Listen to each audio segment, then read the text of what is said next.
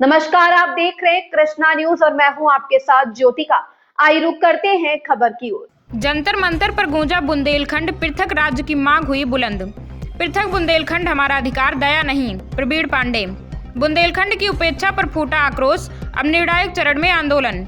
राज्य पुनर्गठन आयोग के गठन की मांग तेज, केंद्र से शीघ्र और समयबद्ध निर्णय की मांग। जंतर मंतर पर छोटे राज्यों की हुंकार, उड़ई 14 फरवरी 2026। नए राज्यों के लिए महासंघ के बैनर तले नई दिल्ली स्थित जंतर मंतर पर देश भर के प्रस्तावित राज्यों के समर्थकों ने धरना प्रदर्शन किया। बुंदेलखंड राष्ट्र समिति के राष्ट्रीय अध्यक्ष प्रवीण पांडे ने कहा कि बुंदेलखंड की अनदेखी अब किसी भी कीमत पर स्वीकार नहीं की जाएगी। उन्होंने कहा कि पृथक बुंदेलखंड राज्य जनता का अधिकार है। केंद्र सरकार को शीघ्र राज्य गठन की प्रक्रिया प्रारंभ करनी चाहिए। बुंदेलखंड के वरिष्ठ आंदोलनकारी राजन धमेरिया ने कहा कि बुंदेलखंड लंबे समय से उपेक्षा का शिकार रहा है। उन्होंने चेतावनी दी कि यदि शीघ्र निर्णय नहीं लिया गया तो आंदोलन को और व्यापक रूप दिया जाएगा। उन्होंने कहा कि युवाओं, किसानों और मजदूरों के भविष्य के लिए पृथक राज्य आवश्यक है। पूर्वांचल के प्रतिनिधि पंकज झा ने कहा कि पूर्वी उत्तर प्रदेश विकास की दौड़ में पीछे रहा है।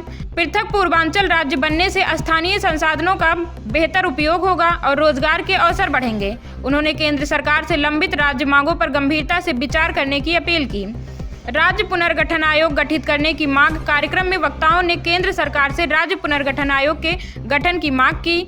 वरिष्ठ नेता श्री राम किशन सिंह तोमर ने कहा कि पूर्व में भी कई नेताओं ने छोटे राज्यों के गठन के लिए प्रयास किए थे और अब समय आ गया है कि इस दिशा में ठोस निर्णय लिया जाए। भारत को 50 राज्यों का संघ बनाने का प्रस्ताव फेडरेशन के उपाध्यक्ष एवं उत्तरांध्र पार्टी के संस्थापक सेवानिवृत्त आयकर सेवाधिकारी श्री मेट्टा रामा राव गारू ने कहा कि देश के तीव्र और संतुलित विकास के लिए भारत को 50 राज्यों का संघ बनाया जाना चाहिए।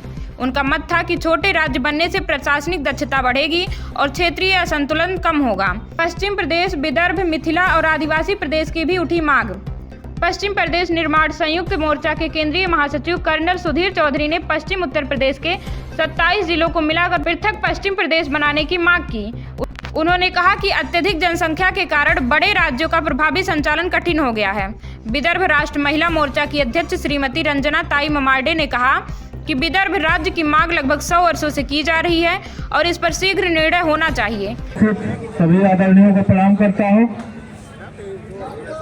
निश्चित तौर पर जिस प्रकार सभी पूर्व के वक्ताओं ने कहा है, उन सभी की बातों से खुद को जोड़ते हुए ये सबको वादा करता हूँ कि जब कभी अगली तारीख आएगी, जंतर मंतर या रामलीला मैदान भरने की बात होगी, आजादी के आंदोलन का इतिहास रहा हो, मुगलों के खिलाफ के आंदोलन का इतिहास रहा हो, बुंदेलखंड कभी पीछे नहीं रहा, तो राज्य आंदोलन की लड़ाई में भी बुंदेलखंड कभी पीछे रहने वाला नहीं है।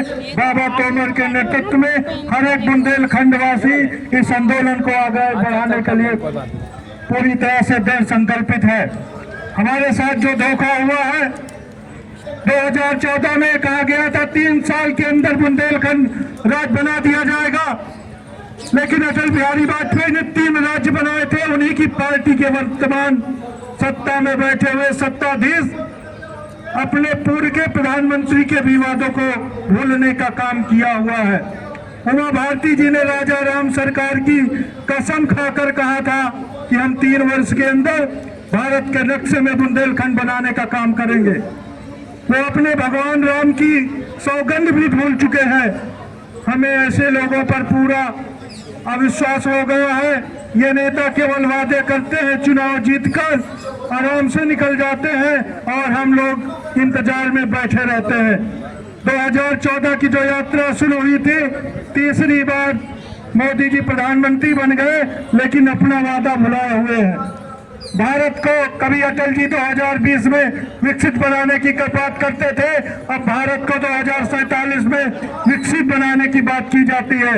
लेकिन बिना छोटे राज्यों के गठन के ये जो वादा किया जा रहा है, जो सपना दिखाया जा रहा है, ये स्वप्न कैसे पूरा होगा? मैं प्रधानमंत्री मोदी जी से जंतर मंतर से पूछना चाहता हूँ।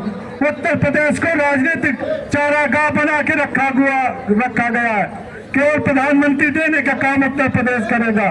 सारे सत्ताधारी दल के लोग, विपक्ष के लोग उत्तर प्रदेश को चरने का काम करते हैं। हमारे बुंदेलखंड के खनिज को, पहाड़ों को, नदियों को लूटने का काम करते हैं। पूरे देश की बड़ी बड़ी गाड़ियां आती है, हमारे नदियों को, हमारे पहाड़ों को लूट रहे हैं। उनके बच्चे हवाई जहाज से निकलकर विदेशों में पढ़ते हैं और हमारे बच्चे आज भी हवाई चप्पल को तरसते हैं। ये आंदोलन की चिंगारी बाबा साहब के तोमर के नेतृत्व में अंतिम लक्ष्य तक पहुंचेगी।